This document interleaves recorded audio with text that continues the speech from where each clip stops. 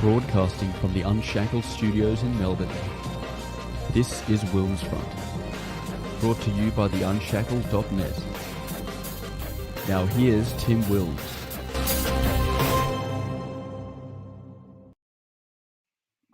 Hello, everyone, and welcome to the first WilmsFront featured interview show of 2022. It is Thursday, the 20th of January. 1 year since Joe Biden was installed as US president. We are live on the WilmsFront YouTube and DLive channels, as well as on the Enhanced Entropy software, which I've put the link into the live chat, where you can ask a question or put through a super chat throughout the evening. It is 8:30 p.m. here in Melbourne, Victoria, where I could soon be declared not fully vaccinated, as Premier Dan Andrews has hinted that he will soon mandate 3 COVID vaccine doses to be deemed fully vaccinated by his government to continue access what he calls the vaccinated economy. Up in New South Wales, their vaccinated economy was significantly rolled back on the 15th of December last year, but Premier Dominic Perrottet has already mandated the booster for some industries. And of course, New South Wales and Sydney went through their own horrific extended lockdown, which lasted for 107 days. The New South Wales Police Force targeted many anti-lockdown, pro-freedom activists and media personalities during that lockdown. One of those was Diogo, host of the Five8 Take podcast, which is part of the Worth Protecting Network. Diogo is also the co-host of Yoketime with Raphael Fernandez. Diogo is my guest tonight on WilmsFront. Welcome. Thank you for having me, Will. I appreciate it, Tim. Really do. Thanks.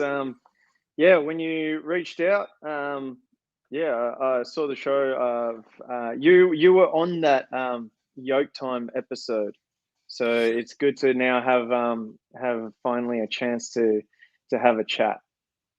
Well, we should thank Raphael for connecting us. I interviewed him first way back in May 2020. That was after the first big anti-lockdown protest in Melbourne on Mother's Day, which was violently suppressed by the Victoria Police. They dragged Fanos off stage, and obviously things got a lot worse from there. Yeah, he's got great hair, right? I've noticed the evolution of both the hair on the head and the hair around the face. Beautiful. Yeah, no, he's a good dude. Raph did message me, and because I just just some messages sometimes don't come through on the Instagram, so when he hit out, then I was like, oh yeah, no, I just missed that message, but it's good to catch up now. And so Dan Andrews is really mandating the boosters down there. Is that right? Oh, well, he said in his, I can't stand to watch his press conferences, although I do watch the ones in Sydney, because your grumpy health minister Brad Hazzard always comes up with some doozies up there. But yeah, I can't watch Dan down here, maybe because his decrees still can turn my life upside down at any moment. But yes, he said he's going to wait on that Atagi advice about whether 3 doses will be the new definition of fully vaccinated, even though Atagi themselves said no, we never recommended vaccine mandates. Did you get vaccinated because of the mandates, or did you get it beforehand? I got it just before, he announced that those sweeping essential worker mandates, basically anyone who worked outside the home would have to get double jabbed. I got AstraZeneca, which since my logic was, since it's the vaccine that the globalists demonize the most, then it must be the least worst vaccine, because as we've seen, there's been more documented side effects from Pfizer and Moderna, the mRNA vaccine. You don't hear about the blood clots so much from AstraZeneca anymore. That's true. That's very true. It's a vaccine that's been taken off. I think they don't do that AstraZeneca anymore in Australia. So I guess you got the exclusive batch. Oh, while stocks last. Yeah. I love it. That's very true. Very true. Very true. Are you still unvaxxed or pure blood, as some refer to it? Yeah, mate. I'm still haven't gone ahead and taken the vaccine. Still, as you say, pure blood. And yeah, it's been when Dominic Perrottet came in, like there's been a lot of uncertainties from where he's going to shift. But when he made it that you don't need a passport to go in venues, and also I do a lot of work off my laptop, so I don't really have that face-on contact. So I haven't really had a need to get it. And also, I've interviewed Dr. Robert Malone, and after having that interview and speaking to the inventor of mRNA vaccine technology, I've made a decision not to go ahead, as he's also made a decision to not go ahead with any boosters and not go ahead with anything else. And I believe in pre-treatment. And I also think I got COVID at the start of last year. So I feel my antibodies are quite decent. So I haven't had the need to go ahead and try the experiment just yet. Well, I think that I got COVID last week when I was isolating as a close contact. I didn't test positive on the rat, but as we know, these tests aren't 100% accurate, both the rats and the PCR. I know heaps of people have got Omicron now. I also know of a lot of people who got the other variants over the past 2 years, because we've had a lot of COVID here in Victoria. But it's the people who got the COVID before obviously the vaccines were rolled out. They mainly had a mild case. With Omicron, it's across the board been completely mild. I mean, I had probably just a chest cough and runny nose, and that's about it. And everyone else has had a mild case. Was that the same for Delta, or was Delta's completely different? Well, Delta, from what it's my interpretation of the various expert commentary is that all the variants up until Omicron were about the same severity as the original Wuhan strain, but I think, what is it, Omicron, it's 75% milder than Delta. Mm. And you got it because of like work? Is that right? Or you wanted to get it? Also, what is it? Family and friends also wanted me to get it as well. Okay, social pressures. And I'm guessing you wanted to get it too? I was throughout like 2021, people can go back to my shows. I was rightfully skeptical of these new vaccines that had been rushed at warp speed, and so I looked at them critically and decided, well, there's obviously risks associated with getting COVID and risks associated with getting any of the vaccines. So I based on my own judgments, and also family and friends what they were also saying as well. I decided that on balance of probabilities, I would get the AstraZeneca. I didn't have, the only side effect I had was after my first dose, like a dicky knee for one day. And well, I had like a worse sore arm on the second one, but that was about it. Mm. But I do know Fair a enough. couple of people who got Pfizer and got myocarditis. Right. Yeah, we built this platform. I don't know if you know, and your audience knows. It's called tgavax.com.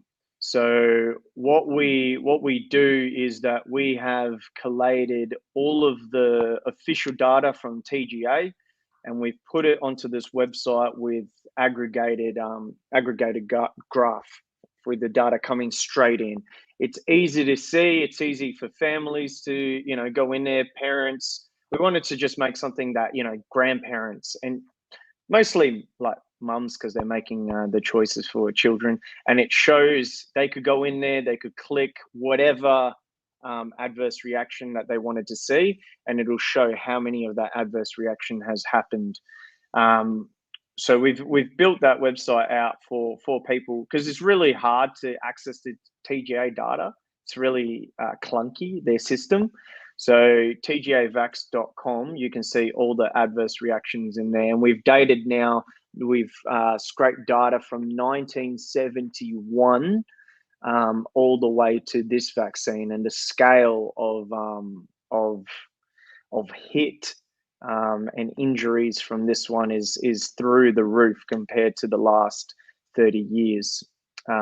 So 31 years now.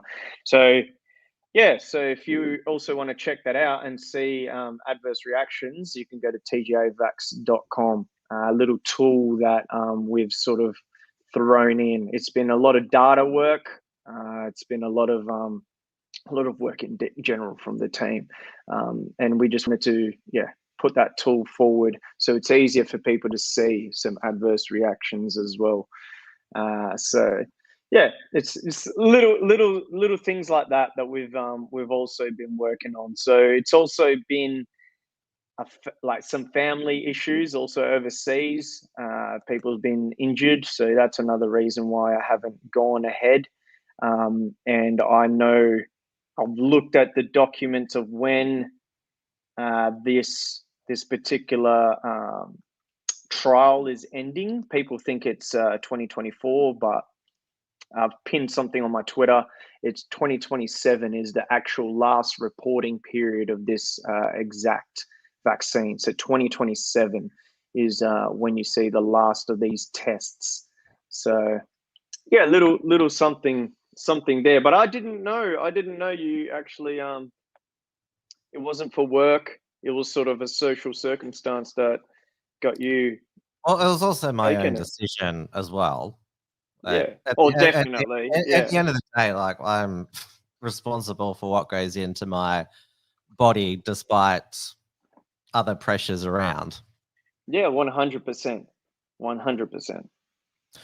We had the TGA today approve Novavax, which it has a what is that specific name called Navaxoid void.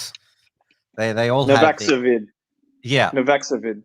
Yeah, I'm terrible at pronunciations, but Novavax right. is a protein-based vaccine, and there's quite a decent number of people who haven't taken any COVID vaccine until now because they've been waiting for Novavax.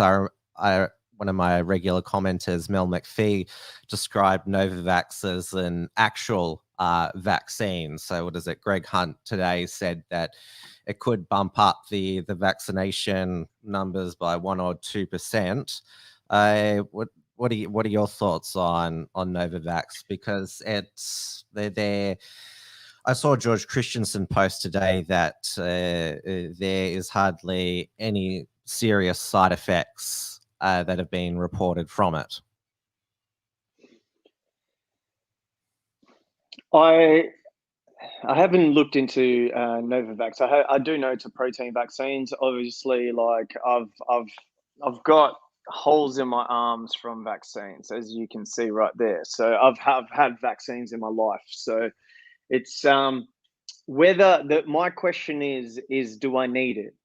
Do people really need it? And if they do, then that's great. If it's not an mRNA changing, if it's purely a protein-based vaccine and it's taken time to develop, how long was this vaccine made? How long did it take to develop it? How does it attach to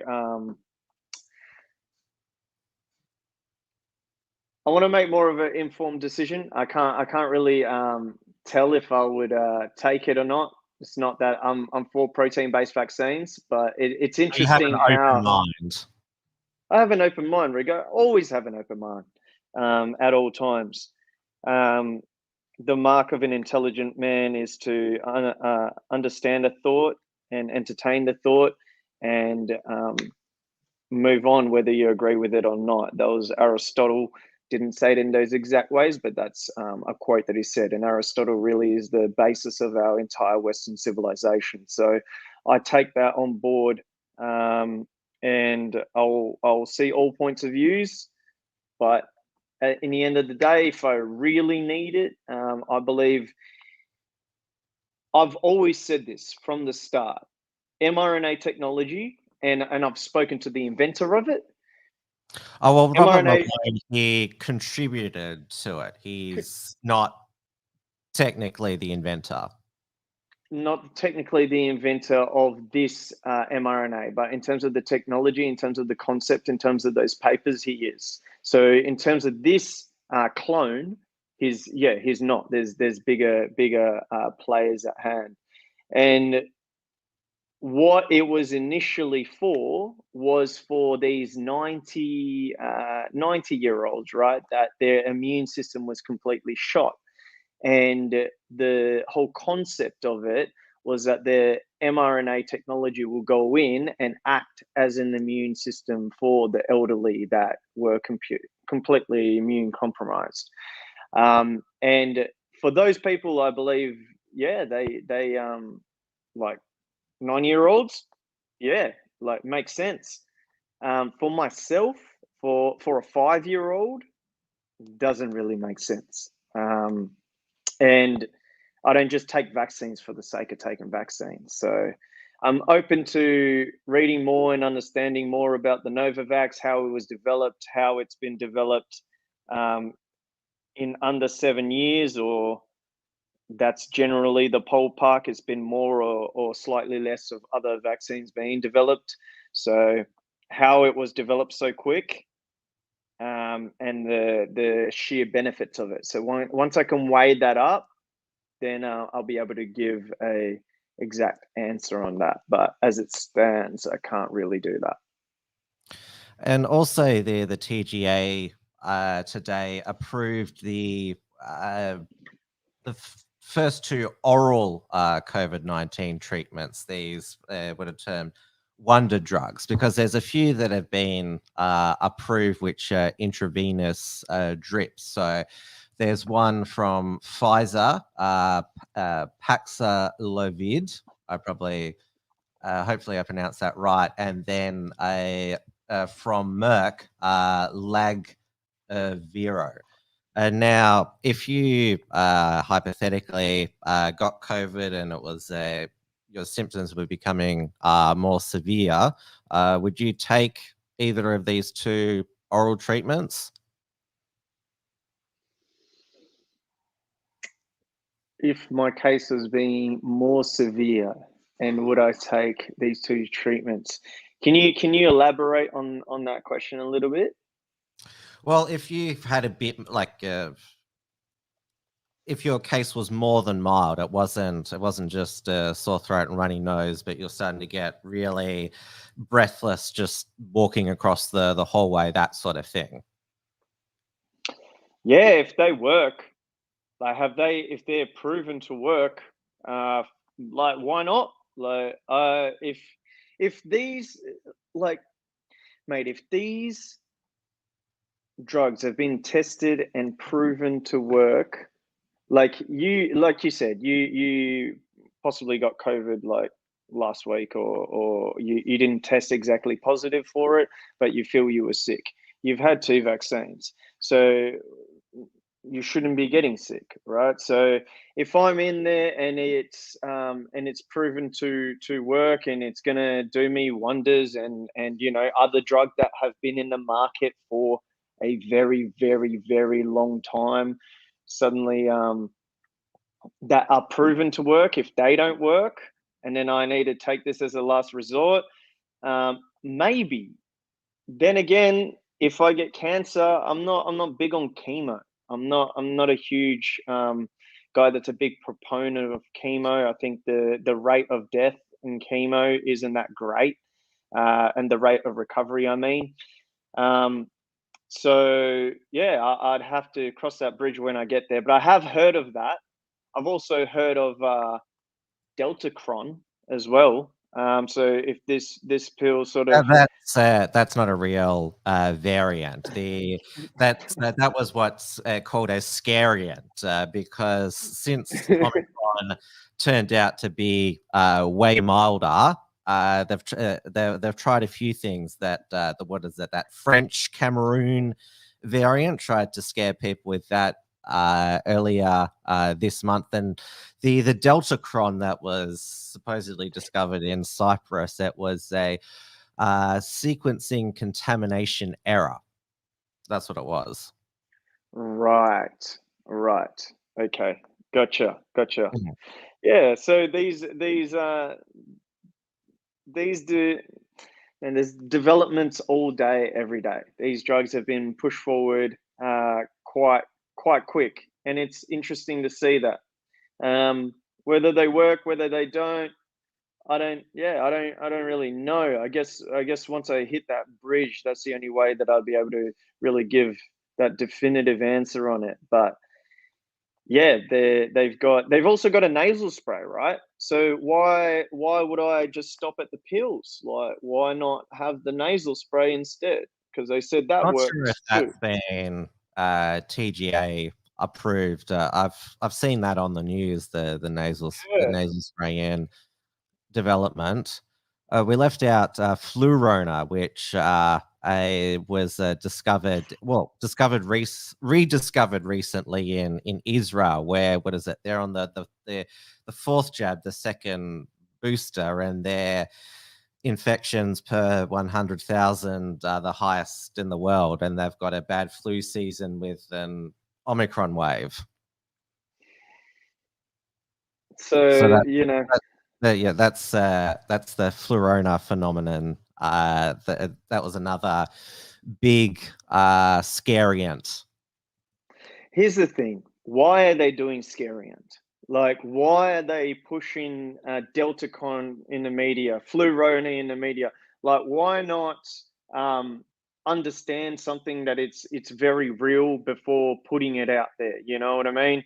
Like, do the test. Take the people that really like need it. Take these, 90. What's the average age of life is in Australia, I believe, is 86. And these people that are dying, their average age of death is 87. That's weird. That doesn't make sense. So, like, what I think these media organizations, instead of just pushing these things out, do the tests. Like, there's people that are vulnerable out there, and they're our elderly population. Do the tests on them. Make sure they work before you come at kids and healthy people. Like, I do Brazilian jiu-jitsu, right? I train kids as well, and I train almost every day. Like, you know what I mean? It's not like I'm sitting here and I've got a bad diet, and I'm eating junk food every day.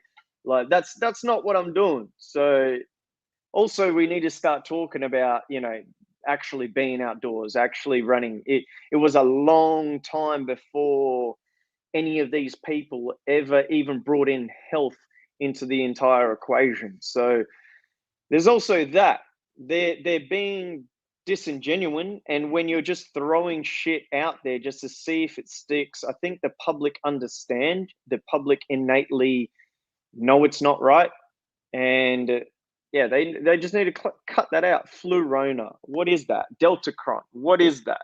Like, what are we talking here? Like nasal spray to stop the deadliest virus in the world. Like now, because there's low take of international vaccines, that's I believe the goal was 40%, and this year was supposed to be 70%. Because I watched the World Economic Forum Davos agenda the other day. I think that's still going on until the 21st. So until tomorrow, that's when the Davos agenda ends. You listen to that.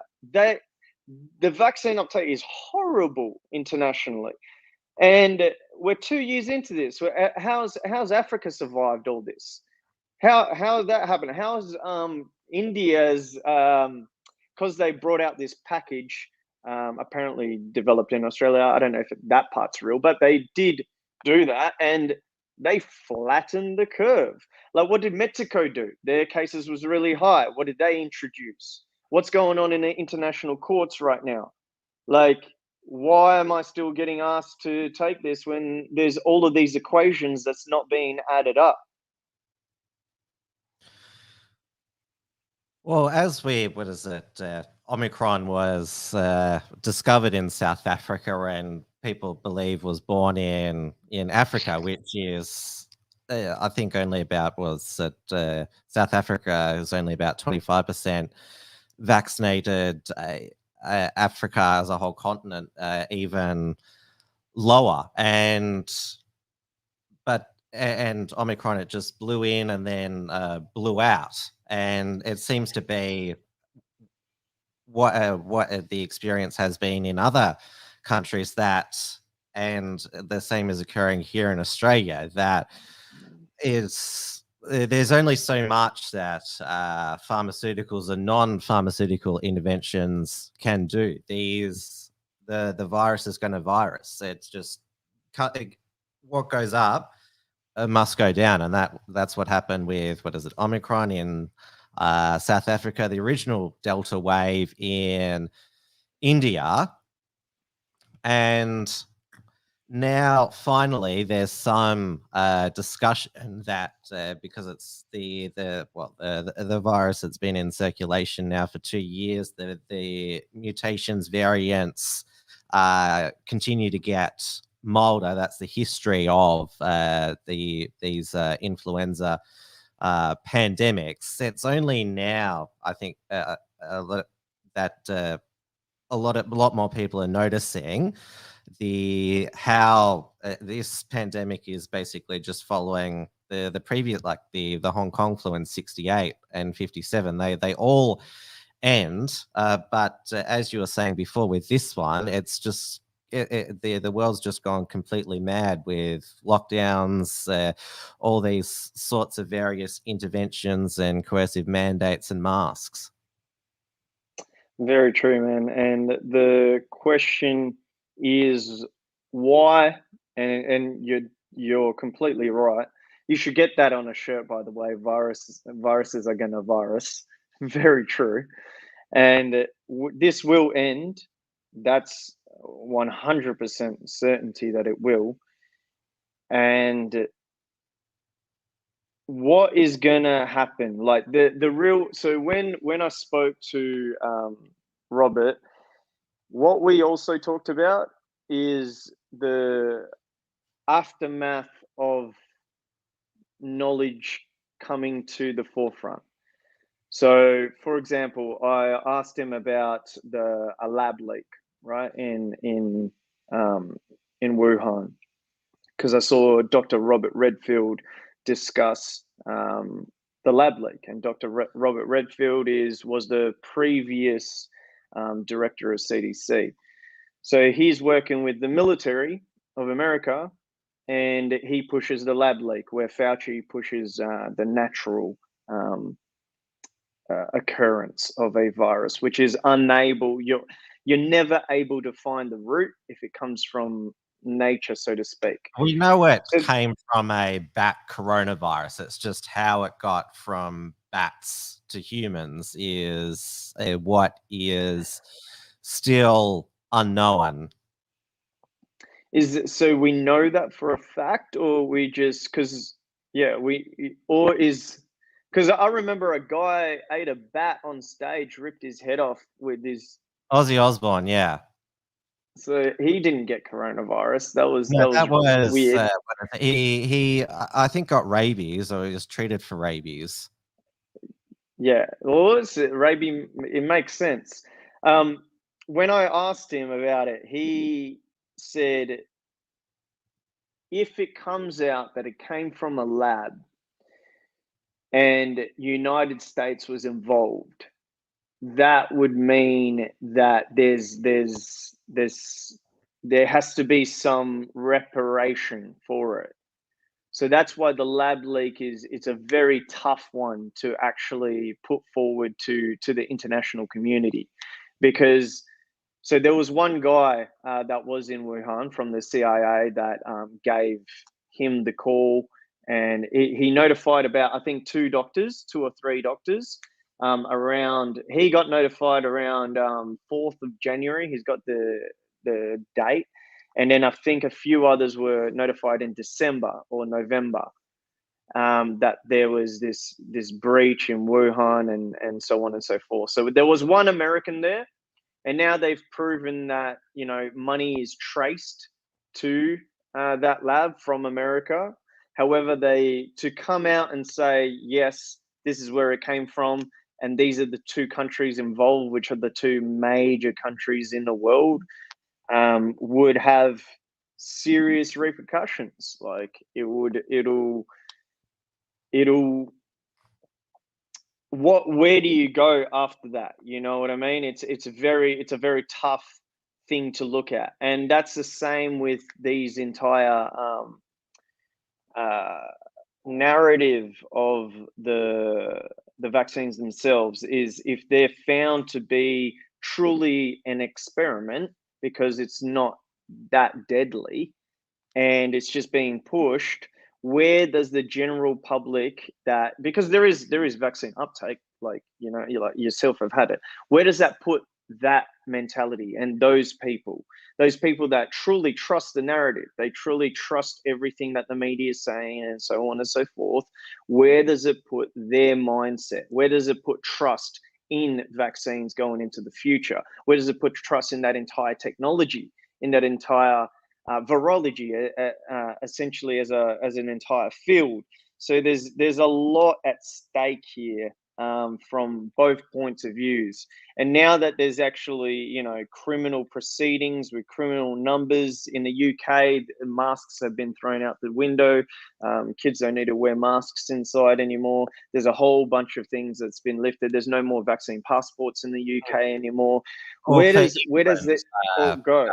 So Scotland and Wales still have their some stupid rules, but yeah, England, Boris Johnson overnight announced that they're basically going back to plan A, which is no masks, no passports, no social distancing anywhere. They didn't really have QR check-ins like we still have everywhere, and they're looking at ending mass testing by March, which would be a significant step. And the fact that they got through a winter wave without locking down, you are optimistic that that's the end of lockdowns, at least in the West. Yeah, and what was Parliament happening during that break? What happened to them? Which Parliament? Which Parliament? UK. So they had it all open during the winter.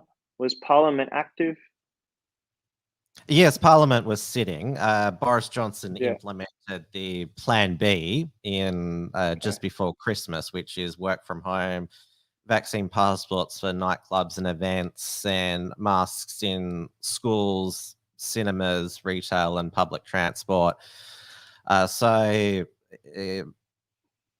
reasonably minor restrictions compared to what we're used to, but still causing massive disruptions. And of course, requiring people to wear masks turns people off going to places where they're required.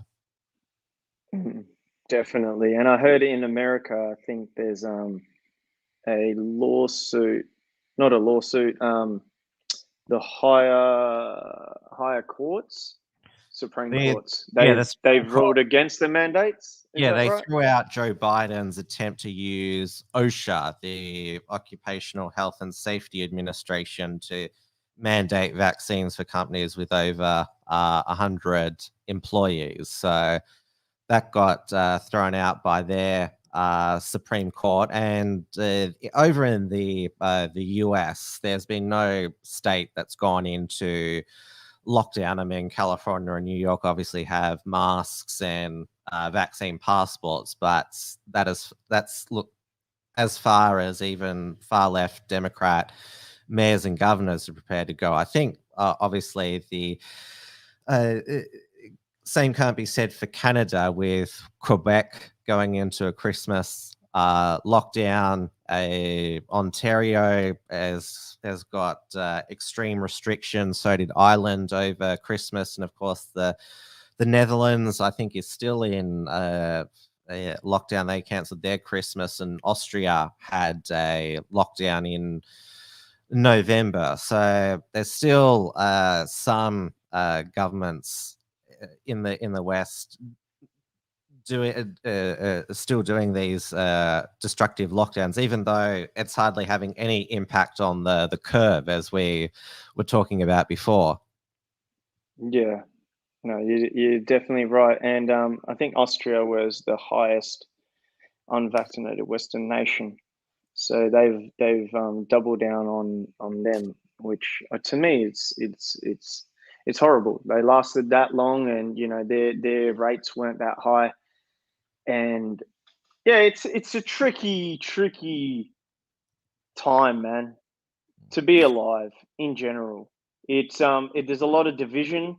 There's a lot of people that aren't thinking, I don't want to say critically, because they may be thinking critically within a bubble. But there is a lot of emotions that are high, and rightly so, because when you hear there's all these deaths all around, left, right, and center, like, emotions are high, whether it's death from the vaccine or from the virus. Emotions are extremely high at this stage, and the worst part of it all is generally the division. I saw a great video this morning, fantastic, where it was a guy just playing two characters, and one was a vaccinated character, the other one was unvaccinated character, and then he was like, "Oh, did you get the vaccine?" And then the guy goes, "Nah, I didn't get the vaccine. I'm just waiting for the tests to finish." And then the vaccinated was like, "Oh, that's all right." And then the unvaccinated, "Well, did you get the vaccine?" And then he's like, "Yeah, I got the vaccine. I wanted to work, and I wanted to see my grandma." And then he was like, "Oh, that's good. That's all right." And then it cuts to him being the media and just going like, "Fight each other." And I think that's the sentiment, is that generally in normal sphere, like, people are okay with each other. Like, I go to training, right, where we're sparring each other, we're choking each other, we're taking limbs off each other, and we're not like asking, like, "Are you vaccinated or not?" It's generally like it's a decision, and it's the extremes that are out there, that are super emotional, that are on this tear, and they're being fed even more. And that's horrible entirely for society as a general, like, as for a population, for humanity, for us living with each other. That frame of mind of extremes it shouldn't really be flamed the way that the media is flaming it.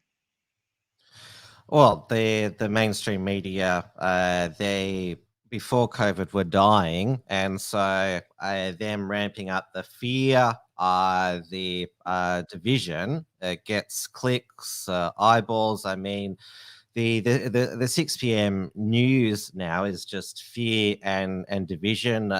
With the Omicron wave, they've been able to have the headlines, Australia's deadliest day of the pandemic, and obviously 7 News is the worst with. I'm sure you've seen their photoshopped graphics of Sydney with all their corona balls going around the city. And obviously they have these, hot topic segments on Sunrise or Today. Should you tell your unvaccinated friends and family not to come for Christmas, or should you take a rapid test before seeing grandma? All of these things that pre-COVID would have seemed ludicrous. And obviously we were talking about the scary answer before. They love those, the mainstream media, and obviously at all those ghastly daily press conferences over the past 2 years, the mainstream media, they've always tried to press the politicians. Why don't you introduce more restrictions, a harsher lockdown? I mean, they were always at Gladys during your lockdown. Why is Bunnings still open? Why is the Reject shop still open? Which is, given the media has done, along with the political messaging, has done a good job at selling the lockdowns to the general public for the past 18 months. Have you been pleasantly surprised, despite the fact we're recording, like Australia has recorded over like 100,000 cases a day at various points during this month, something unthinkable, that we've largely stayed open. The only restrictions, sorry, I should say measures, that's what they're called now, is the masks indoors and the singing and dancing ban. That's about as far as state governments have gone. Yeah, I'm always surprised by the media and their. It's weird. Do they lie? Like, or do they exaggerate? Like, you can almost bring anything from a real lie. Koshi, sex and fear. That's definitely very true from Margaret. Like, that's really what they are. And I know this firsthand, right? When I'm saying a lot of these, like, I've actually I speak to doctors like themselves, like, and from the media perspective, when one of the biggest rallies, one of the biggest rallies, Sydney rallies in history, right, was July 24th. July 24th was the illegal Sydney protest or event or rally, whatever you want to place it. And I know the media lie firsthand because they said that I was the alleged organizer. Like me, a podcaster that just, maybe it's because I had like these guests that maybe they didn't appreciate. I don't know the reason for it, but that is a sheer lie. And you can't just put alleged in front of it and pretend that you didn't like plaster this on mainstream media across the nation with a like categorical lie. Like I couldn't state it enough that I've never, I can barely organize myself out of bed half the time. Luckily I got a good team that, assists me with the podcast. And for me to get, the alt reporting of 50,000 to 100,000 people out to the city of Sydney is just the most, me alone, they didn't say anyone else, me alone, is the most ridiculous lie that I have ever heard. And so I had firsthand experience with this media machine during this time, and the extent that they go to, really like does harm not only on themselves but across the board, across the community, because there are people getting stories that they write that are very true, and like missing people and them being found, how communities can help. This is very true, and when they like blanket these major lies, especially through this time, that's where it hurts them and it hurts us. It's yeah, it's weird. I've never seen this much distrust in the media, but since I went through what I've gone through with MSN themselves, and yeah, I can understand completely why people have lost faith in Channel 9, Channel 7, even Channel 10, mate. Like pretty much all of them. SBS, ABC doing a satanic ritual in the middle of their live and then pretending that it was something else. Like that, like what are they doing? Like ABC is just been a mess throughout this entire thing, and that's government Have funded. I always mean, been awful. I mean, the media lied, sensationalized, misrepresented heaps of things way before the pandemic. yeah. Not new. Didn't they say that Scott Morrison was QAnon ABC, and then they had to retract that? They did a full four corners on him. Yeah, his wife's friend's husband believed in QAnon, the old guilt by association. I bet you someone in that ABC building is snorting coke non-stop. Does that mean the whole organization is like drug addicts? Like what are they talk like someone that knows someone that knows someone that knows someone? Like what news is that? That's not even news. That's just sheer propaganda. And I'm not defending Scott Morrison. Like that guy isn't a saint. I'm literally talking about the disgrace that the ABC is in general. And that goes for a lot of this mainstream media as well, not just them. Well, how it works with my show, according to the mainstream media and the Antifa people, is that you're now because you're on my show, you're automatically connected and associated with all the other guests that I've had on this show for the previous 152 episodes, and vice versa. I'm associated with all the guests that you've had on the Five8 Take podcast, all the 90 episodes. So we according to the mainstream media and then TV groups, we've now combined our shared our expanded our guilt by association field. Well, you should have told me this before, Tim. I should have done a little bit more research on your guests if that was the case.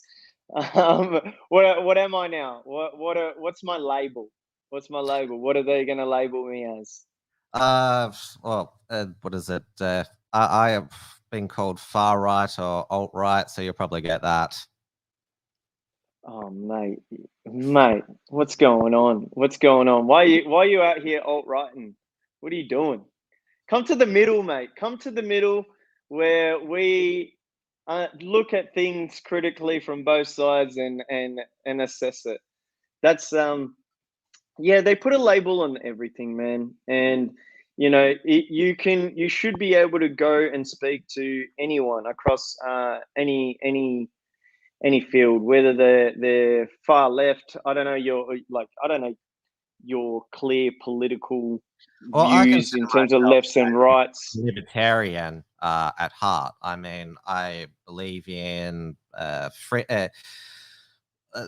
freedom, all the freedoms of association, freedom of conscience, freedom of speech, freedom of thought, freedom of movement, basically all the things that have been taken from us over the past 2 years and more. That's where I stand, and obviously, free speech is also why I started the Unshackled 5 years ago, because I just saw it being attacked on many fronts. I never thought that basically the freedom to leave your home whenever you want would ever get taken away. And that sounds pretty okay, right? Like being a libertarian and enjoying your freedom sounds like something that is all right. But why are they labeling you alt-right? Because I defend unpopular speech, which is part of free speech. I mean, free speech isn't just the right to say I love puppies and rainbows. It's also about saying things that other people would be offended by, because of course the free speech has been attacked that we shouldn't allow hate speech. Who decides what hate speech is? Because we have I'm assuming you've been accused of misinformation, or dangerous medical misinformation. I mean, medical misinformation is basically the new hate speech now. That's sort of, whether it be hate speech or misinformation, that's a slur that's used to shut down people's free speech. And when we've seen this week, Scott Morrison come under pressure to, I don't know, what is it, do something about George Christensen hosting his own podcast and Substack. What, is that a thing? George Christensen, he has a Conservative One podcast and his Nation First Substack. He had Robert Malone on his show this week, and all the journalists are like, why won't you do something about George Christensen? You deported Novak Djokovic because he's anti-vax and you've got an anti-vax MP. See, I don't agree with censorship at all, at any level. And if someone listening thinks that is alt-right, well, then they're an idiot. Like, you should be able to express yourself, and you shouldn't be able to shut down speech, because if you do that, you're grabbing something and condensing it into possibly the side of the internet to allow that to manifest by itself until it blows up in people's faces eventually. So I'm completely against the whole censorship, and I've been hit with censorship. I have interviews as well, right? So I was shut down from Facebook for the most ridiculous thing. It was one of my biggest platforms. It was my biggest platform, period. I was on Facebook for quite some time. And what they sent me was the most ridiculous thing on earth. They said, you may have used our system, you may have used our platform in a way that our system considers unusual, even if you didn't mean to. You can post again in 17,264 days, which I put on like Google, and it's 47 years. And I was like, first of all, may our systems consider, even if you didn't mean to, and the exact number of days, that 17,264, like what are we talking about here?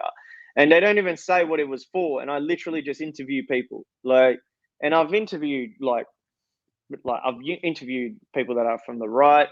I've interviewed people from the left.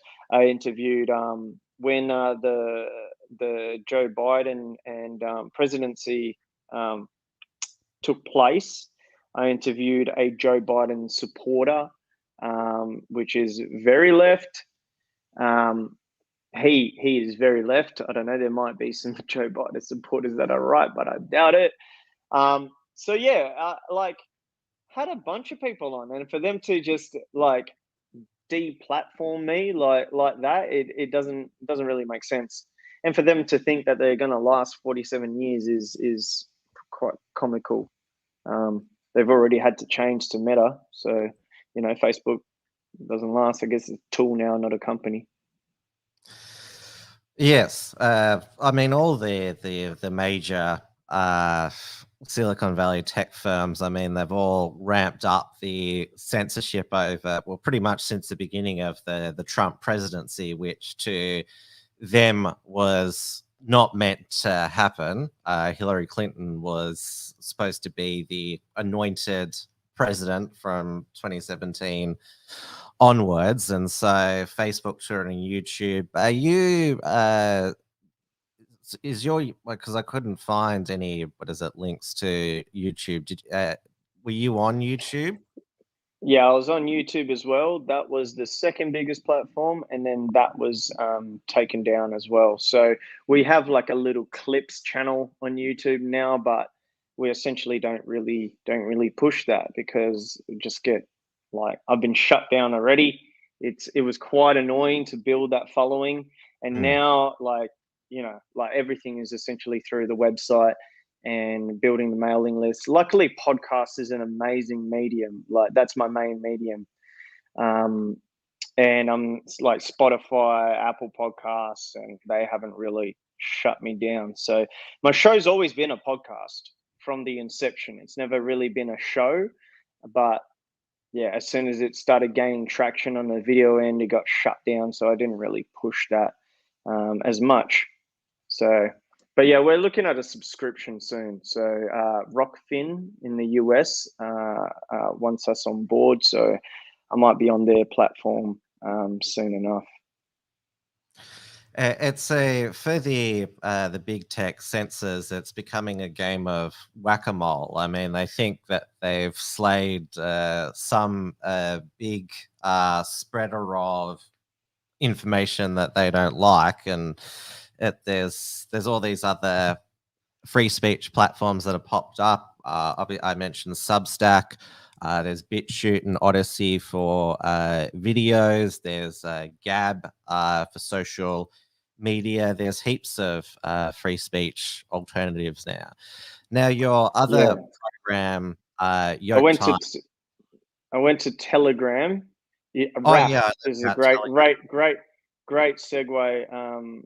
Raph was actually when he came on and he did came on a podcast. He said, "Look, I've started using this thing called Telegram," and I was like, "Oh, okay, that sounds interesting."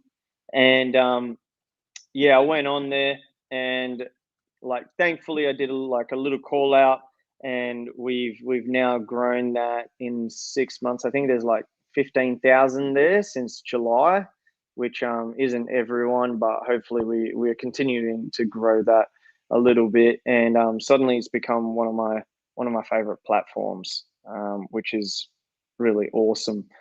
But however, the Trump coins need to get off Telegram, man. I'm sick of people posting Trump coins and there's all these bot spammers. Yeah, the bot spammers are ridiculous. Like they need to stop on Telegram. But yeah, beyond that, it's become a platform that I really, really like. And I'm glad they've put up a live feature, but they do need to extend the API so, it can connect to other networks to stream directly from there. Right now, you can only really screen share the stream on Telegram. You can't actually be at a platform and then send it over to distribute on Telegram yet. But yeah, love Telegram. The Five8 Take. Margot asked, why is it called the Five8 Take? Where did that name come from? Great question. So Five8 is a it's a slang. It's an Australian slang from back in the day. It means that it means brotherhood, really. It means you got someone's back. It originated that you'd go to rob a bank, and your 5'8" is like your ride or die, and your 5'8" will look out for you. They won't dob you in, and so that's where it comes from. It's essentially a ride or die. There's no just sheer honesty with one another. Everything that a brotherhood or a friendship, a true friendship, represents. That's what 5'8" means. So it's an old Australian slang. Even I didn't know that. Though I'm not sure if you've noticed with Telegram that because it's in the App Store, particularly the iOS Apple app, censors particular channels which violate Apple's terms of service. So it's not perfect, and I have heard that they have actually terminated a few channels, Telegram itself. Telegram itself terminated channels. Yes.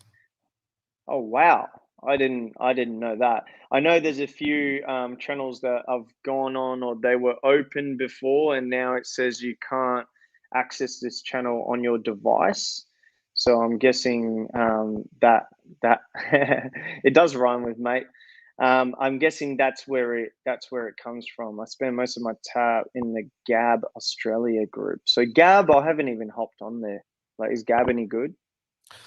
It is. It's probably I would say the ultimate deplatforming survivor, because it got kicked off the app stores almost instantly. Gab uses its own servers for hosting. Andrew Torba is the founder of it. He's a US Christian nationalist, and he basically wants to build a alternative deplatform proof social media network. I mean, he wants to create basically like his own Gab phone, like a TV streaming box. He wants to replace, because he always wants to stay one step ahead of what Apple or Google might want to do. Credit to him.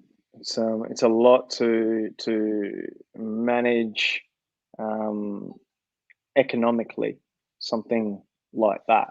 So yeah, credit to him. I've been told to get on Getter, so I made a little thing on Getter. So I'm on there, but I don't really use it.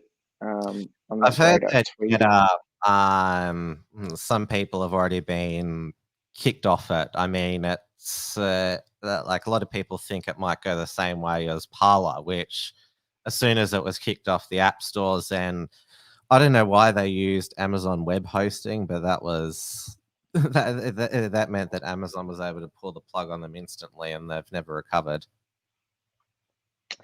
Yeah, it's tough, because like the way to manage these, like Telegram is hundreds of millions a year, right? And there's no ads. Like they're literally being kept alive by billionaires that just have money to splurge. Like, I don't think people really understand the hosting costs of these platforms. So yeah, to go on web services, I'm guessing Parler would have been not such a big team, and they needed to cut costs. And Amazon Web Services over Microsoft Azure is cheaper, but they're the only two players when it comes to the cloud space. All you really have is Microsoft Azure and Amazon Web Services. So they really got a hold on the market from a cloud enterprise point of view. I think Snapchat is also still on Amazon Web Services, and that's about 200 million a year. Hadron Anti-Bullying has said Mark McGowan is doing an important announcement in an hour. That doesn't sound good. We know that Western Australia is still largely going with the China COVID zero policy. Was that the latest with the China COVID zero is they're killing all the hamsters because if you tested positive for COVID, and they're stopping incoming mail into China because they believe that that's got COVID. I don't think that Mark McGowan's press conference is going to be announcing that they're going to be killing all the hamsters and stopping all the mail coming in, but I wouldn't discount it. Yeah, that guy is he's a psychopath, man. Like, how Well, you he gonna? and Gunner in the Northern Territory, Michael Crazy Eyes Gunner. Yeah, he's another one. But like, Mark, how is he gonna isolate the most isolated city on earth? Surprises me. Like, that means that.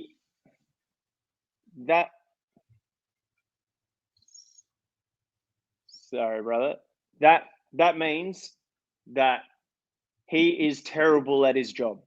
He is, like, there's been bad leaders, but if you have the most isolated city in the world in Perth, and then you got to go isolate that city even more, you're terrible at your job. You're horrible. And that's just what Mark is. He's just terrible at what he does, and he's a tyrant that, yeah, he is accused of racism. I saw that video that he posted out with that Aboriginal woman. Yeah, translated to Aboriginal English. That was the most out of touch, ridiculous shit I have ever seen in my life. Honestly, that's got to be one of the worst moments in Australian TV history. And there's been a lot of shocking moments. That's got to be up there with one of the worst. And the WA health system is in crisis as it is, even with, like, I think one COVID person in hospital. Like, it's their hospitals are in such bad shape. What was it? This was a true story that one of the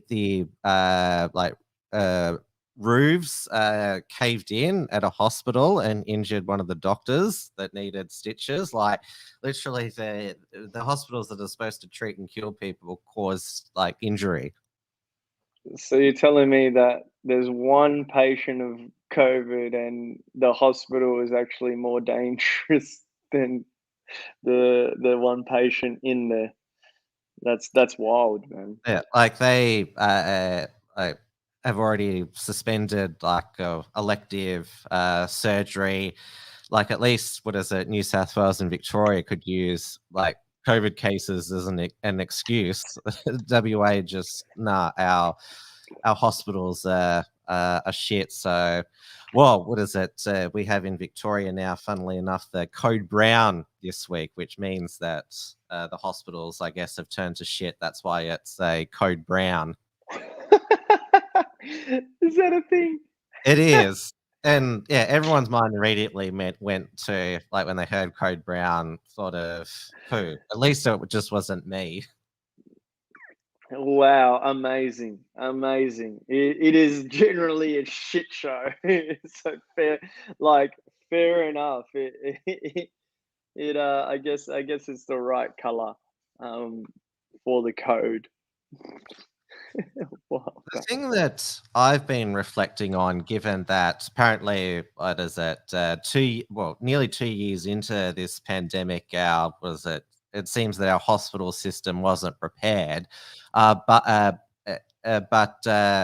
there seemed to be unlimited resources that state governments threw at lockdown enforcement. Like, we hear about, exhausted healthcare professionals, but apparently the police never get exhausted from enforcing all these lockdowns, shooting rubber bullets, knocking down the doors of anti-lockdown, pro-freedom advocates. Apparently, it's not an issue to invest more in police enforcement in the name of public health, but not actually in public health.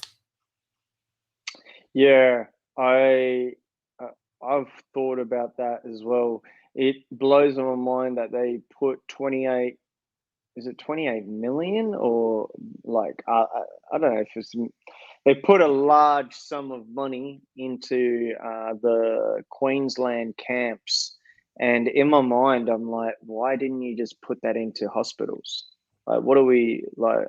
What are we that we're trying to help people here, not put them into concentration camps? Like, what are we doing? These funds are being misplaced, and yeah, I had that in mind as well. Yeah, those camps that have been built supposedly because we needed proper quarantine facilities. I mean, what are they going to be used for? Since all of the eastern states have opened up their international borders now, what is it? You only need a rat test on arrival if you're landing in the eastern coast states. So what are they going to be used for? The one at Mickleham in Melbourne, what is it? Wellcamp in Queensland. The one in WA is called Bullsbrook. Bullsbrook. Yeah. So and of course there's the original one at Howard Springs. Oh, what? Sorry, they're called National Centres for Resilience.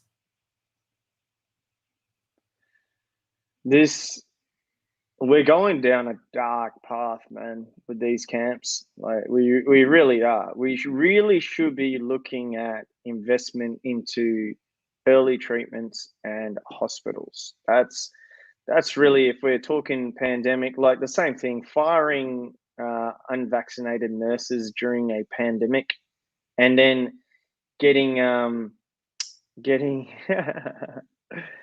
then getting nurses that have tested positive to work is the most ridiculous thing I've ever seen. Like, why would you fire unvaccinated nurses that don't have COVID and then put in vaccinated nurses that do have COVID? It's and these camps, they're concentration camps. They're nothing else. Like, that's what they are. Money should be spent elsewhere. They shouldn't be spent in these ridiculous camps. And I went on a podcast, an American podcast. The guys from Rockfin, and Rockfin is tied to Sam Tripoli and tied to Rogan and all of those comedy guys, which I love stand-up comedy. Period. Done it a few times and would love to do it again. But there's it blew their mind that I could just say, yeah, we have a camp that's being built in Queensland. We have this camp here. This is what's happening here. They literally were like blown away. They couldn't believe that I could so nonchalantly talk about this. And it's something that I had to later sit back and assess. Is how conditioned has the Australian public been where we can just talk about these camps? Like we can discuss these things like it's not crazy. But the rest of the world, you can guarantee they believe and they see it as it is. It is insane. If we're talking about if we're talking about concentration camps anywhere, if we're talking about concentration camps in China, no matter what concentration camp it is, people will be outraged. No matter if you believe in a vaccine or you don't believe in a vaccine. If someone says there's a concentration camp in China, you can bet Australians would be like, what is going on? Like, China's insane. But here, it's happening in our back doors, and people are just acting like it's a normal situation, and it's absolutely not. Lockdowns, we know, don't work. Concentration camps don't work. So what are they for? And why have we been conditioned to be this way? You know what I mean? Yeah, it was quite disturbing how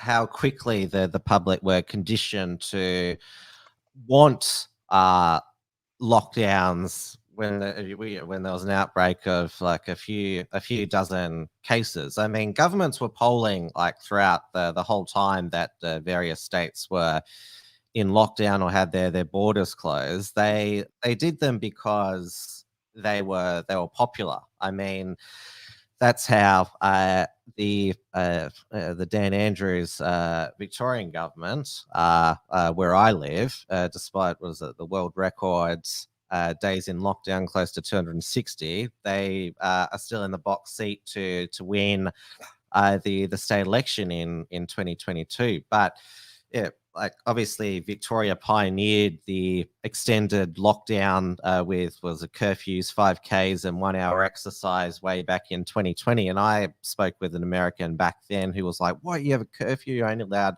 1 hour out. You have to have papers to." Go to work. It just blew his mind. And obviously, Sydney was open all throughout the rest of 2020. And I remember Gladys Berejiklian's famous final words: "We've got the systems in place that will never have to lock down again." And then what happened? What was it sort of like? You lived through it. What was it sort of like to go from this mindset that, oh, it's never going to happen to us, to, well, you had the operation stay at home with the police going all out on particularly the people of Western Sydney. How shocking was that? Mate, I've never had that amount of people, police, rock up at my door so often. So often that I'd film it in my intercom. So I wouldn't even answer it anymore. I'm like, there's no point of answering this. It's essentially just putting further orders on top of these weird CHO directives. And I'd film them, and some of them, some of the, I'm a humorous person, you know what I mean? I try to, sometimes it's at detriment because it's serious issues, and then my defense mechanism is to just make fun of things, and I've had to work on that to be. It also comes off as apathetic, and I've tried to work on that to not so make light of so many things. But during that time, I was trying to make light of the situation. There was nothing else I could have done. It was literally, there was no difference from being in prison to being outside. There was something came out, I think in the Botany Times or something, that some inmate in New South Wales had 3 months left of his jail sentence, and because he was inside and it wasn't so locked up inside, he could still be with his mates and everything like that, and he still had his meals and so on and so forth. He asked to extend his jail sentence, so that blew my mind.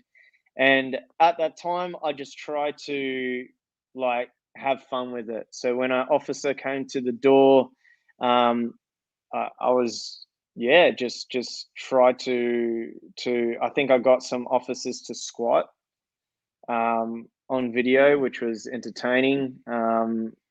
For so many of them came to my door that by the end of it, it was just a normal occurrence, and I just wanted to make fun of it. So that went on, the CBK guys from America, they're quite a massive sort of alt news sort of thing. They shared it on. But it was tough, man. It was tough, and it's something that it hadn't happened where I live. I wasn't in Western Sydney, but people were sending me videos, and mind you, I was also on bail from the July 24th event. So these lockdowns came after July 24th, and I was labelled as the organizer. I'm still going to court for that. They're still trying to charge me for 38 years for that. So in April, I still go to court for that. So I was on bail during that time, all the restrictions on earth that you could imagine. My podcast was the first podcast, I believe, in Australian history to go through the courts and get it removed by the police. I couldn't like, comment, or share. So I couldn't do my podcast. I couldn't participate in podcasts. I couldn't like, comment, or share anything against the CHO directives.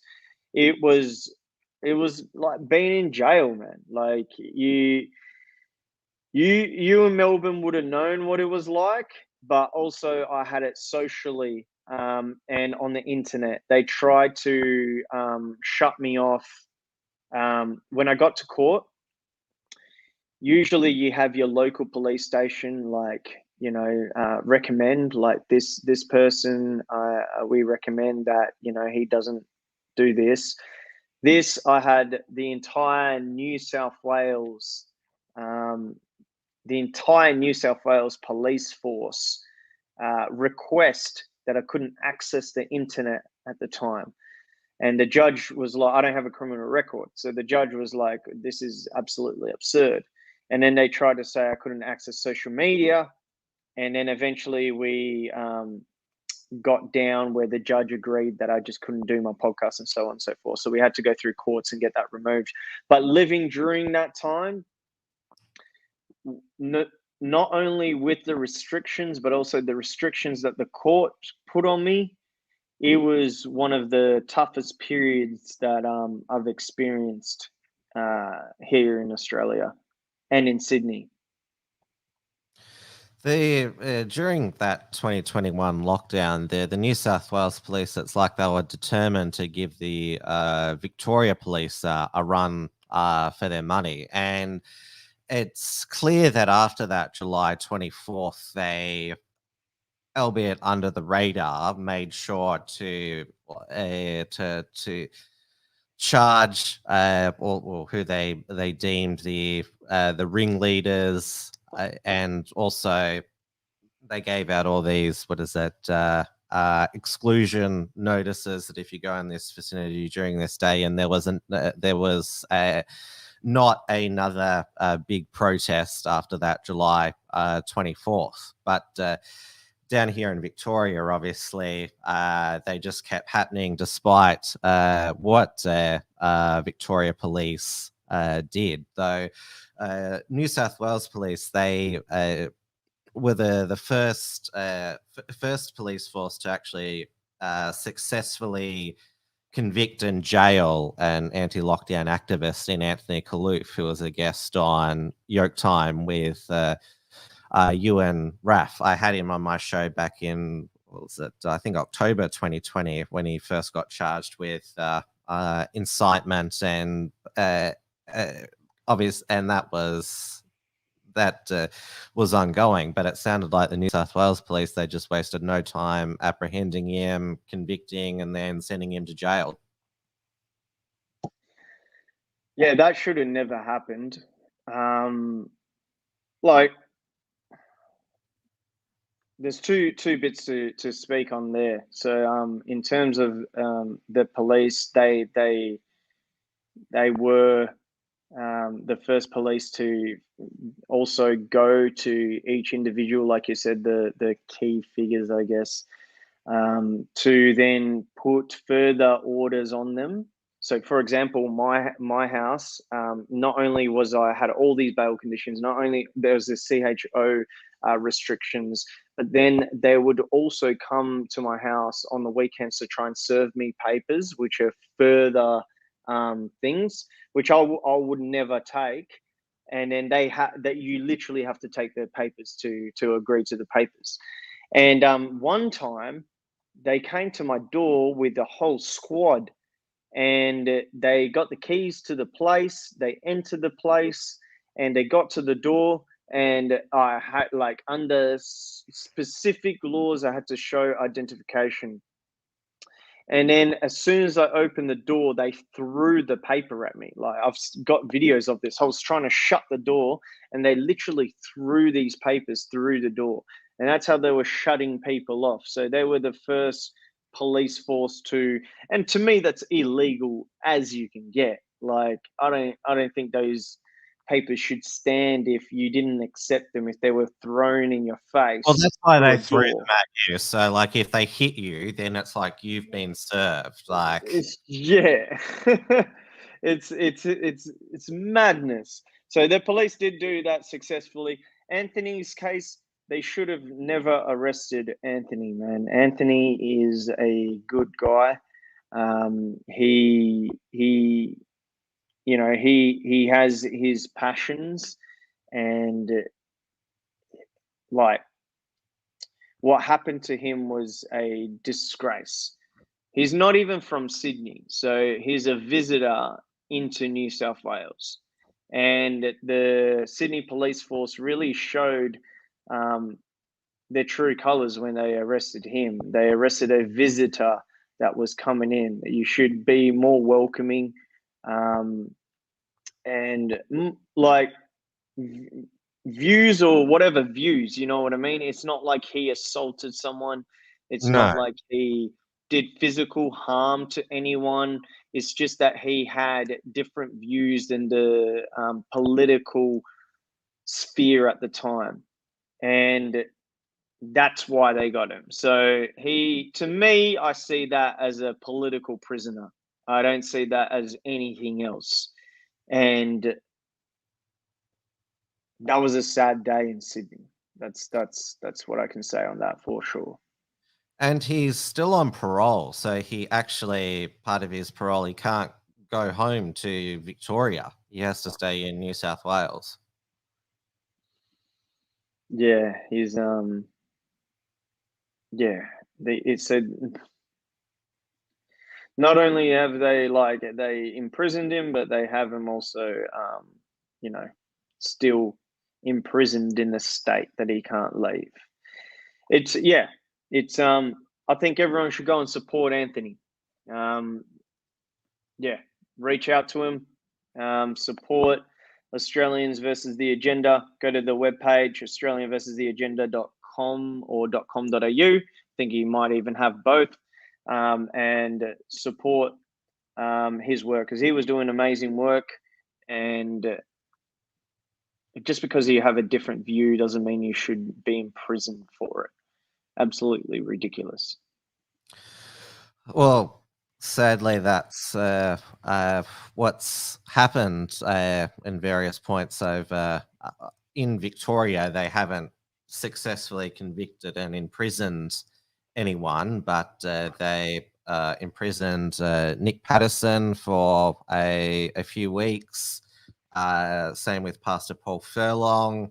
This held them on remand, and also Monica Schmidt as well. And obviously, the pandemic management bill passing in Victoria wasn't great, but thank God the aggravated offence, which carried that 2-year prison sentence, was removed in the crossbench negotiation, because clearly the Dan Andrews and Victoria Police wanted the New South Wales type power allowed New South Wales. They wanted the power that New South Wales had to lock up Anthony, to lock up the people that they didn't like here, because all they could come up with was, the incitement charges. And so thankfully, Victoria Police, they're just stuck with that going forward. And that's another person that shouldn't have been locked up. Nick Patterson, I've spoken to him. I've had him on the podcast as well. He's another great, kind-hearted human. We also connect in the mixed martial arts, and he was professional. He's got 40 plus fights. So we connect on that end as well. And he's another great human. The pastor, they're locking up pastors. That's absolutely absurd. I don't know the pastor. I also don't know Monica. Never spoken to her. So I don't know. I can't speak for the pastor, and I can't speak for Monica. But Nick Patterson, great guy, man. Truly has a heart of gold. Now let's go stick with Yoketime, because you've done, I think, was it 3 episodes? It's a collab that you and Raph started. The first one was, I don't know how you managed to pull this off without being recognized, but going into the anti-freedom pro lockdown rally to interview them. They call themselves pro health, but as you were seeing, they don't look very healthy. How did you pull that off? Because everyone else gets recognized. We pulled it off by wearing Pokemon shirts. That's how we did it. That's how we did. I give it to the Pokemon shirts. I think it was just because it was a massive like freedom protest on the same day.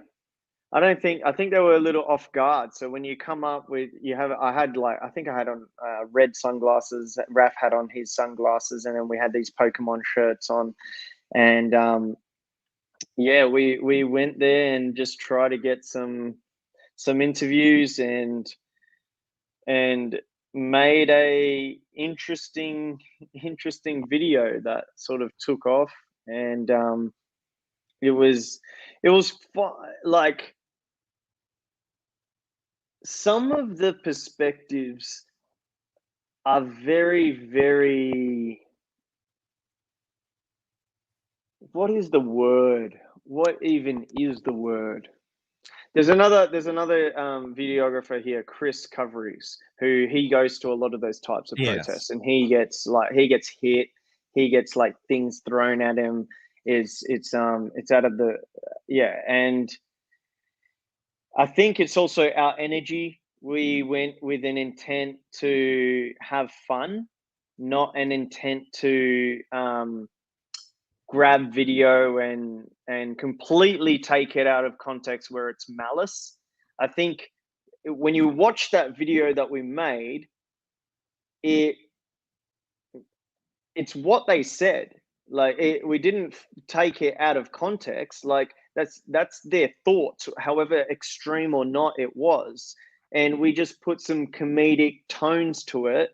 So when we approached them with a Pokemon shirt, with a funny sunglasses and a light heart, I think that's how we sort of were able to get away with that. And that's why we've only done one, because if we do it again, it probably wouldn't be wouldn't be as natural, I don't think.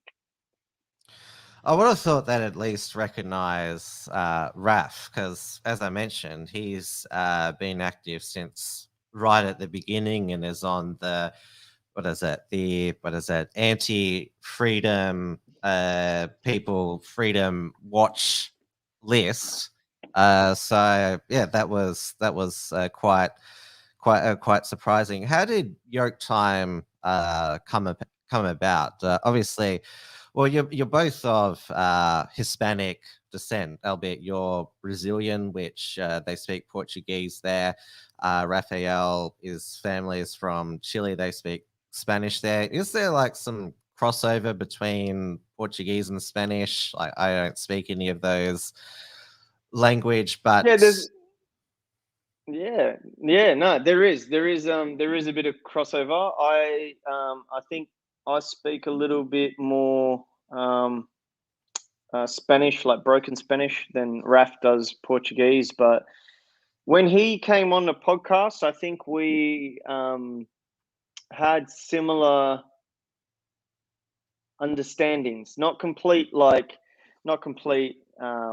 ideologies and beliefs to a T, but majority of our trajectory and what we wanted to achieve in life is sort of really similar. Like, I want to have a jiu-jitsu academy and a podcast studio behind the jiu-jitsu academy. He wants a school, and he wants to be self-sustainable, which also is something that I love to do. And so there's a lot of crossovers in what we do. So I just really got along with him when he came up from Melbourne. Like, we met a few times, and I think we went to church together, and he introduced us to this church called Living Grace over here. And after church, we went and grabbed some food, and the idea was thrown out there, like, should we just do some show together? And and after that, we looked at some names that we could have, and a lot of, like, terrible names were thrown on the table, and then we came up with the worst, greatest one of them all, Yoketime. And that's essentially, that's how it came about. It's just two humans that connected and aligned with each other. And probably the most infamous episode you two did was the Freedom Tier ranking. And the reason it was probably controversial because it was around the same time as the controversial Freedom Ball in Sydney. And so it goes for an hour and a half, but this is basically how you ranked everybody. So at the top, well, no one made golden yoke goat status. The highest that people got was Freedom Graduate, here to stay. Then there was Freedom Senior, made an impact. Freedom Freshman, new to the game, and then there was the Constable Shield, trust not reached. You even ranked me here. I made the Freedom Freshman, new to the game, even though Raph said I'd been around longer than he had there. Very true. Very true. It's funny looking at this now. It caused a bit of chaos, didn't it? And I think this was the catalyst, because the Freedom Ball wasn't announced yet. So this came out first. And then it's funny that this meme ended up becoming a real life sort of thing within the Freedom Ball. And you've been around for 5 years, mate, 5+ years. So, you're definitely not a freshman. I can't remember what we actually said, but look, Raph has got himself as a Freedom graduate, here to stay. There he is. He's kicking it up the top. And I'm there, right there with you. I'm a Freedom freshman as well. But yeah, it was an interesting thing to do. And the outrage that, some people were butthurt about, that was pretty funny as well. And we made a comedy video after that. I don't know if you've seen it, but yeah, I saw that one where you're in your, what is it, matching robes. Yeah. And we acted as if we're the ones that was the audience, and we couldn't believe that these people had the audacity to create a Freedom tier list. And we were like, everyone's equal in freedom. And we just sort of had a bit of fun with it. How we put something at the end of that video that's quite important. And what we said at the end of that video was that what Yoketime was really about, and our intentions behind Yoketime. And that was that everyone is so serious and posting these serious things on their own accord. When everyone's at home, it doesn't matter your following, how big you are. Like we're pretty fortunate to have the audience that we have. However, everyone, it doesn't really matter your audience size. You're out there and you're posting, and that's an amazing thing. And everyone's posting real serious things. Now, when everyone comes together at these rallies, it's happiness, it's joy, it's you're seeing like-minded people, and there's something beautiful about that, and there's just smiles everywhere. So Yoketime incepted from that. Sure, it was two guys that got together, but the whole thought behind it is to always have fun. So when we did these videos, it wasn't any malice intended.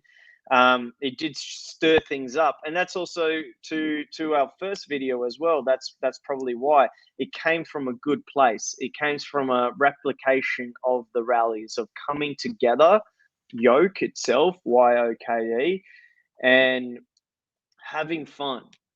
And that's I think in the end people finally understood what it was about. And it just sucks that, you know, Raph is in a farm right now and his internet is terrible and we couldn't make more episodes, but hopefully there'll be some more Yoketime coming soon. And who knows, someone might be a golden yoke or you know, some people might be moved up, others might be moved down.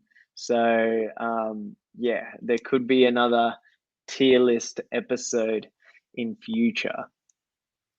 I was just happy to, be on the short list to be ranked. But as I mentioned, No, you had to be there, mate. You had to be there, like 100%. You had to be there. What do you mean? Some people didn't make it, like Joel Jamal and Romeo Georges. They didn't make the cut. However, they were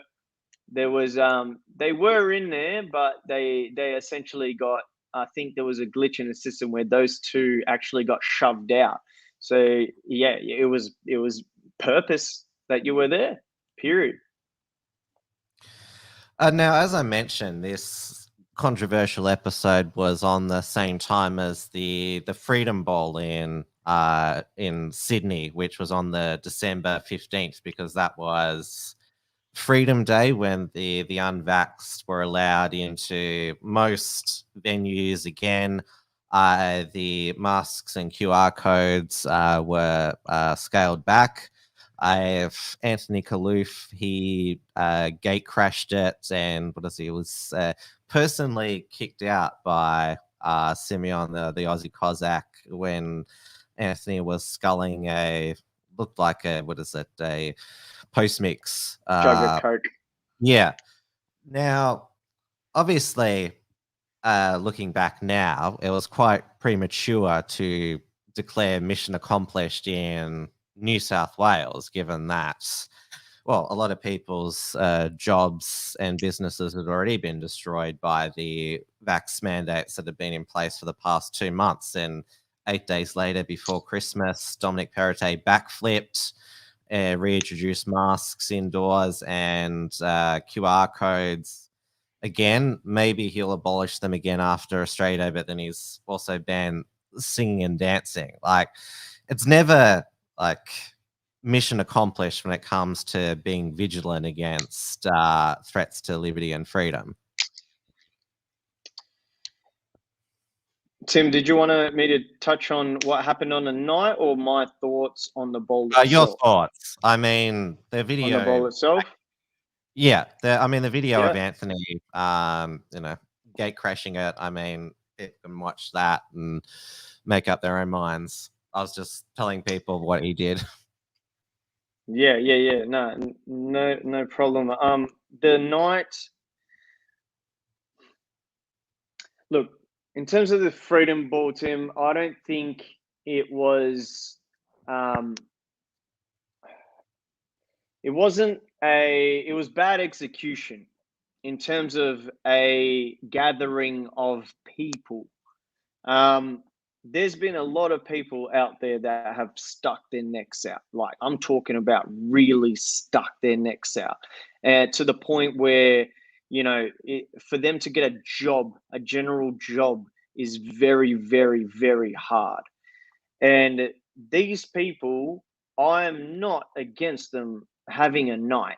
Like, that's no problem. Like, if you've put your name out there, if you've spent countless hours, whether you're editing, whether you're contacting people, whether you're setting up an event, whether you're a person within that event, where your name is out there and you're trying to organize speakers, whether you're a speaker yourself, whatever it is, if you stuck your neck out there, you can have a night.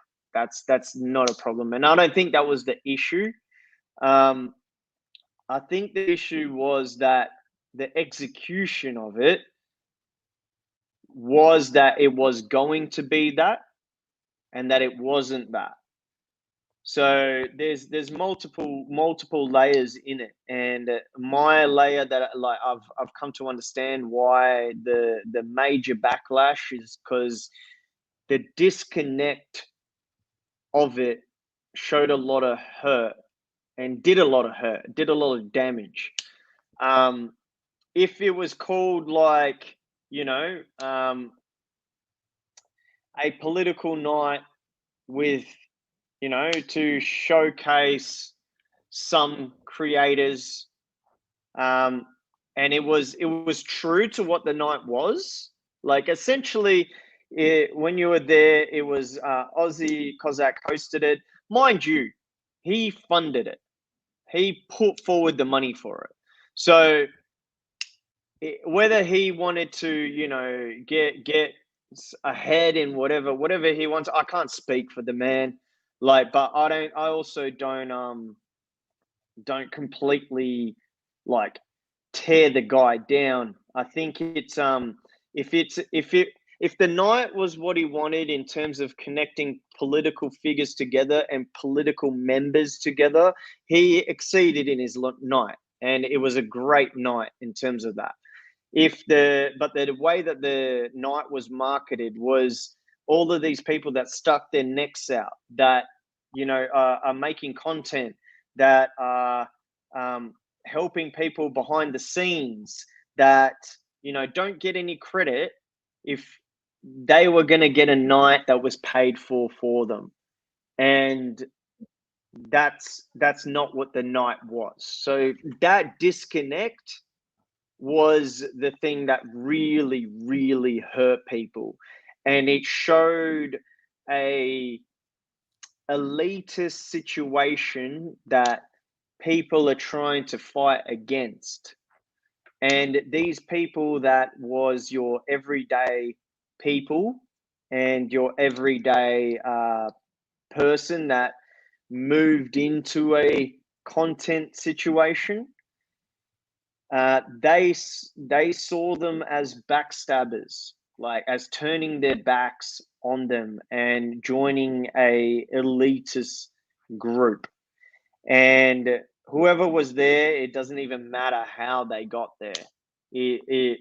From the, like, looking from the outside in, they felt hurt, and they just wanted to agree with anyone around them, which was majority of people, because you can only fit so many in a room, that saw that point of view and just wanted to agree with them, that these people there were, were, you know, shills and so on and so forth.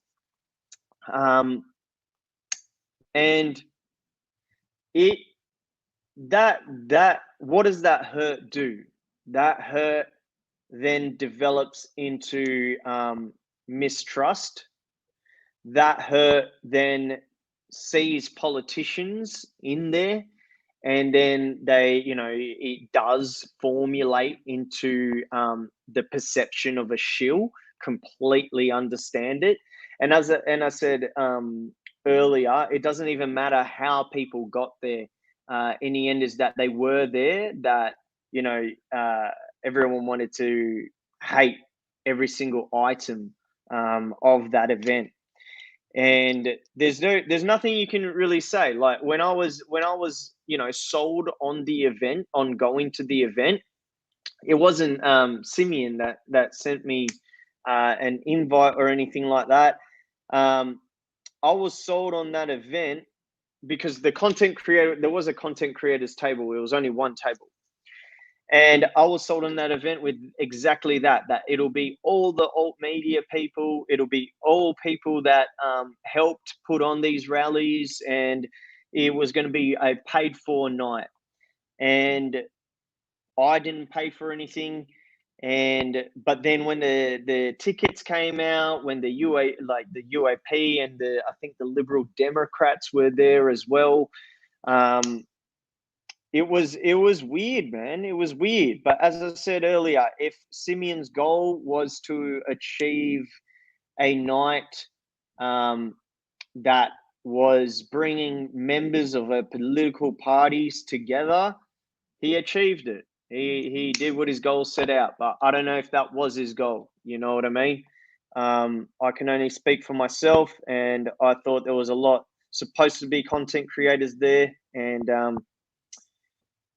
there was only a handful, and so it was really sideswiped by that whole thing. I think I was the first one to actually live stream as well. So as soon as I got there, I was live streaming, and how Anthony's live stream came about was because he saw me live stream. He couldn't believe that he actually got into the event, and he asked me to take a photo of him. So I took a photo of him, and then I live streamed the event just to show what was inside before Simeon's live stream even kicked in, and Anthony ended up going live. So, but mind you, Simeon went live. His whole intention was to show exactly what was gonna happen at that dinner. So that's my little disconnect. You know what I mean? He wasn't hiding anything. It was clearly live streamed.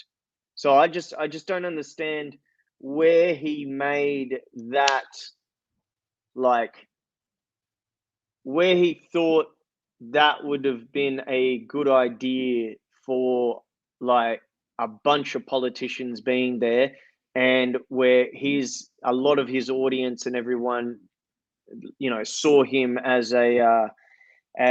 your everyday person being pulled over by police and fighting, and I think that night really put him into a different light. And yeah, I still think I'm yet to speak to him. He hasn't come on a podcast.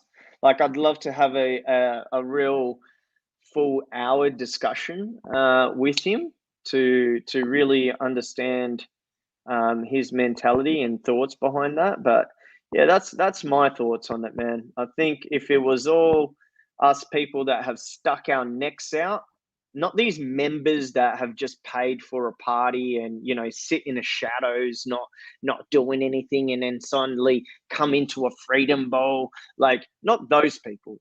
I mean, if the people that stuck their necks out and their names out went to a ball, like, sure, like, people partied over Christmas, people partied over New Year's, like, that's not the issue. I think the issue is a deeper hurt that people felt. Well, I only got 15 minutes with Simeon on WilmsFront last year. Hopefully, you can maybe convince him to have a full hour with him. We've been speaking at the time. We've been going for nearly 2 hours. Though we've had a ripping chat. I did see that Simeon has announced that he's going to be running as an independent candidate in the Strathfield state by-election, which I think is Jodie Mackay's former Labor leader seat. So he obviously has political aspirations, ambitions, and there's a federal election in the first half of this year. We've got our Victorian state election at the end of 2022, and New South Wales has got its state election in March 2023. So there's UAP, Liberal Democrats. They're two freedom parties who are wanting to contest the various elections. Obviously, One Nation is already well established. There's Rod Culleton's Great Australian Party. So there's going to be a lot of political crossover in I feel freedom events this year. Yeah, and if that's what he wanted, he put on a great night. Like, Like I can't fault the night if that's what he wanted, but that's not what I thought it was going to be. You need to be aware when you are being recruited, the ego of the organizers generally gives it away.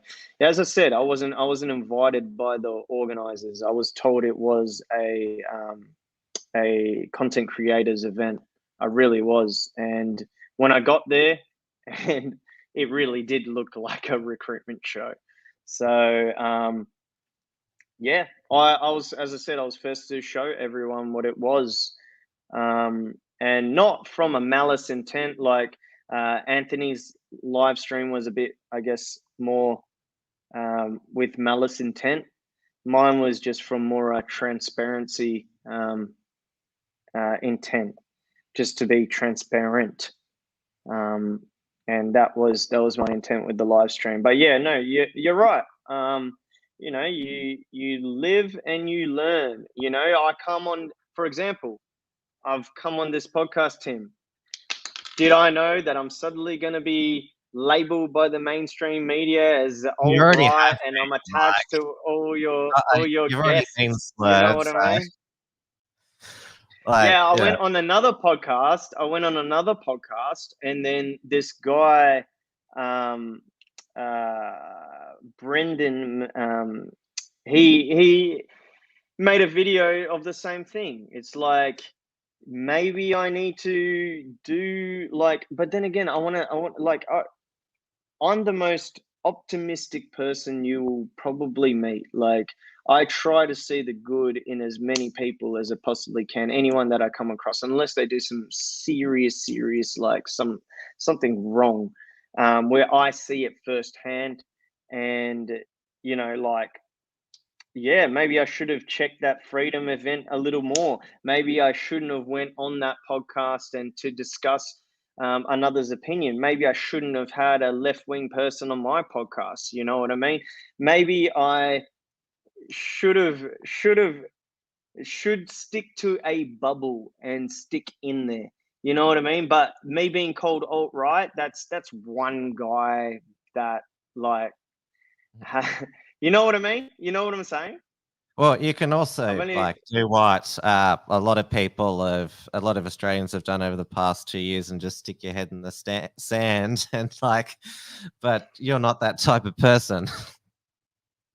Nah, not at all, mate. And I'm glad that I'm not. I'm glad that I've been given the fortitude to not be like, and I think my upbringing probably has a lot to attribute to that.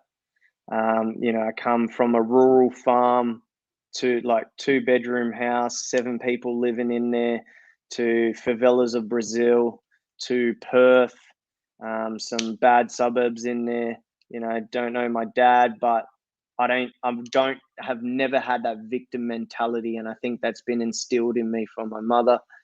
And I think that's why I have this positive outlook, and that's why I want to see the best in everyone, because I've been in some heavy situations where those people, you know, there's different outlooks to them. And mind you, I climb myself into like a little corporate space as well. So I've also been in meetings with CEOs, and then I also have the, you know, ability to speak with these doctors that I shouldn't be able to speak to from like where I come from. So, and I'm also not one of those guys to say this is where I come from. You know what I mean? Like, it's just a human to human situation, and that's why I go. I'm not a political person at all. None of my content has been political. I've been told to have political figures on my podcast. I've rejected them. So yeah, I didn't know there was a political event. But me saying that, does that like change anything? No, people are hurt. And when people were hurt, like in the heart, there's nothing you can say at the time, man. And you just gotta, yeah, keep going, and truth reveals itself. And yeah, that's my outlook. Colin has asked, what is Brazilian jiu-jitsu? How's it different from the Japanese? How is it different from the Japanese? Well, the Japanese, it's like ground judo. So Japanese, they have the judo, and Brazilian jiu-jitsu is more like ground fighting, ground grappling, and it's essentially points and submissions. There's a prestigious event called ADCC, which in 2020 I was Australian champion for my weight category. And it's essentially it's like wrestling, but it's with submissions rather than pins. And yeah, that's the bit. Like when you see the UFC and they see them going to ground, generally they're doing Brazilian Jiu-Jitsu, and it did stem from a Japanese martial art, and like a lot of stuff stemmed from Japan actually. Like Pride was an amazing event that occurred out of Japan, and yeah, a lot of great martial artists have come from Japan. But yeah, essentially it's like ground fighting, ground grappling. That's what it is. There is throws like judo, but it's a little different. Well, we've ticked over the 2-hour mark now. I think it's, well, pardon the pun, but I think, what is it, Mark McGowan's press conference is about to start any moment. So I'm not sure if you can in what is it, taking some breaking news, but I might watch it after the show. Yeah. But it's been fantastic to speak with you in depth. We've had covered pretty much all of what's happened past 20 months, and yeah, like you, I'm still optimistic, or what's the expression now, cautiously optimistic that we can be both at the, what is it, endemic phase of the virus and endemic of the government's overreach, but there's still a long way to go. Our governments need to get rid of all their vax passports and QR codes and masks as well. But hopefully it can get there. Yeah, I agree, man. I agree. Yeah, I think everyone that is vaccinated or isn't vaccinated, just go to our platform and have a look. Go to tgavax.com. Take a look at that. And if someone has been vaxxed, they have a reason why they possibly did it. It might have been coercion. It might have been something else. Yeah. And if someone, yeah. I was going to say, because there is some in the freedom movement who view those who took the vax as, what is it, traitors or part of the problem, which if you're supposedly, pro-choice, anti-coercion, then you should viciously attack people who, for their own reason, have chosen to take it. Like, I hang out with all of my unvaxxed friends. And they're happy to hang out with me. And I became a close contact from hanging out with vaccinated people that I knew. So it wasn't. I couldn't blame it on my unvaccinated friends. It's your fault. My vaccine didn't stop me getting the virus. It was actually the vaccinated people who I likely got it from. Yeah, no, 100%. Like as a last message before we died off, definitely look at each other with kindness. Remember that medical information is private, and if you're vaccinated, it'll protect you. So believe that. And if you're unvaccinated, there's a reason why that person has gone ahead and done that. The one thing that we should all be is pro freedom, pro liberty, period. That's it. Exactly.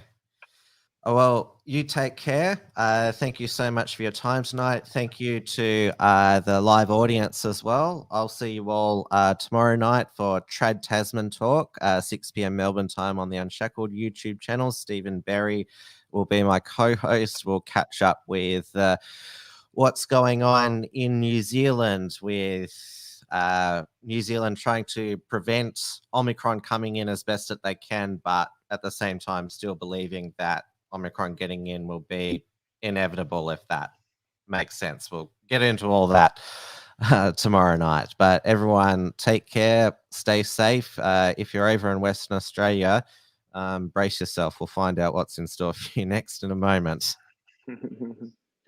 Cheers, guys. Appreciate it, Tim. Thanks for tuning in to WilmsFront. Visit timwilms.com or Rational Rise TV to view the archive of episodes. And keep visiting theunshackled.net to view all our shows. And to keep up with the latest real news and analysis.